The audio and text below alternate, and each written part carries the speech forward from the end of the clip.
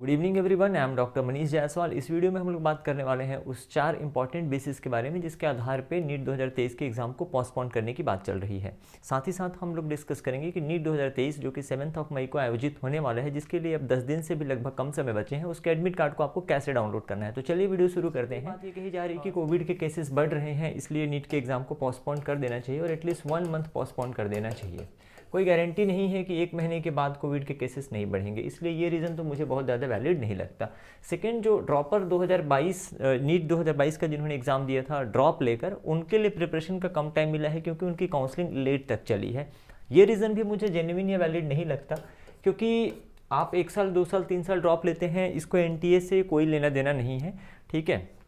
तो ये रीज़न आपको वैलिड नहीं कंसीडर कर सकते। हाँ, काउंसलिंग लेट तक चली है और जो सेशन का ड्यूरेशन है लगभग 9 महीने का ही रहा है। मतलब लास्ट ईयर जो नीट हुआ था 17 जुलाई को, उसके बाद का और अभी जो नीट हो रहा है इसके बीच में गैप कम है।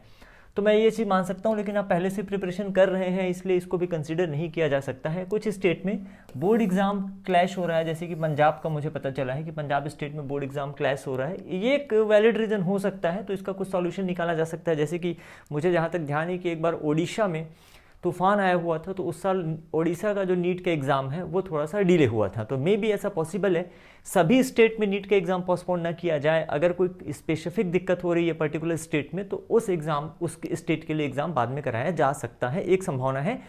जो कुछ भी होगा वो एनटीए ही डिसाइड करेगा, तो वो चीज़ें आपको ऑफिशियली पता चल जाएंगी। हाँ, फ्रेशर स्टूडेंट जिन्होंने इस साल 12th का एग्जाम दिया हुआ है, उनके लिए प्रिपरेशन करने का जो टाइम मिला हुआ है 1 मंथ का ही टाइम मिला हुआ है। तो एक रीज़न ये हो सकता है, बट एनटीए को मैंने कहा कोई फ़र्क नहीं पड़ता कि आप फ्रेशर स्टूडेंट हो या ड्रॉपर स्टूडेंट हो। इनका जो टेंटेटिव डेट होता है, जो एग्ज़ाम का इनका जो कैलेंडर होता है, वो पहले से डिसाइडेड होता है। लास्ट कुछ ईयर से एग्ज़ाम भले ही डिले हो रहे थे, जो भी रीज़न था, लेकिन अब आगे से डिले ना हो, काउंसलिंग में लेट ना हो, एडमिशन में लेट ना हो और एमबीबीएस का सेशन लेट ना हो, इसलिए एग्ज़ाम का अपने सही समय पर होना ज़रूरी है।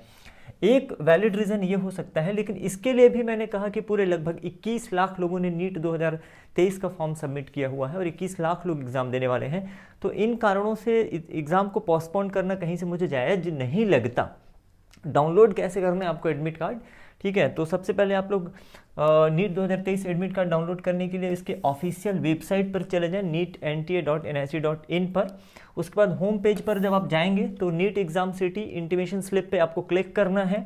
आपको अपना date of birth, registration number, date of birth और जो आपका पासवर्ड है वो एंटर करना है। आपने लिख के रखा होगा, तो ये जब आप एंटर करेंगे इसके बाद आपके पास आ जाएगा। देन आप उसको डाउनलोड करिए और साथ ही साथ में आप उसका प्रिंट भी लेकर रखिए, एज वेल एज आप उसको मल्टीपल प्लेसेस पे सेव भी कर सकते हैं। सेव करके रखिए, क्योंकि ये काम आता है at the time of counselling, या कभी कुछ मिसप्लेस हो गया तो उस टाइम पे आपका ये एडमिट कार्ड आपको काम आने वाला है। इस बार nta.nic.in के अलावा, है ना, इस वेबसाइट के अलावा आप उमंग और डिजी लॉकर से भी, है ना, एडमिट कार्ड अपना डाउनलोड कर सकते हैं। तो ये फैसिलिटी आपको प्रोवाइड की गई है। 4 रीजन मैंने यहाँ पे कंसिडर किए थे जिसके कारण पे मैंने कहा था कि नीट का एग्ज़ाम पोस्टपोन हो सकता है। एक यहाँ पे खाली जगह मैंने छोड़ दिया है, अगर आपको कोई और रीज़न नज़र आता है जिसके कारण नीट का एग्ज़ाम पोस्टपोन हो जाए, है ना, तो आप मुझे वो रीज़न कमेंट कर। देखने के लिए आप सभी लोगों का धन्यवाद। मिलते हैं नेक्स्ट वीडियो में ऐसे ही किसी इन्फॉर्मेशन के साथ। Thank you very much and all the best for your exam.